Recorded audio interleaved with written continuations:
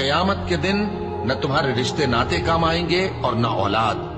اس روز وہی تم میں فیصلہ کرے گا اور جو کچھ تم کرتے ہو اللہ اس کو دیکھتا ہے۔ مسلمانوں، تمہیں ابراہیم اور ان کے رفقا کی نیک سیرت کو اپنانا ضروری ہے۔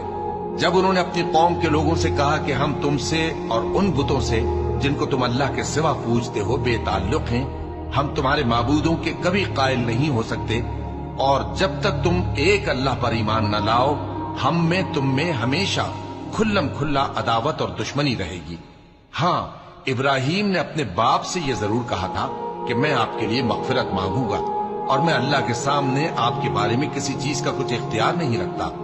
اے ہمارے پروردگار، تجھی پر ہمارا بھروسہ ہے اور تیری ہی طرف ہم رجوع کرتے ہیں اور تیرے ہی حضور میں ہمیں لوٹ کر آنا ہے۔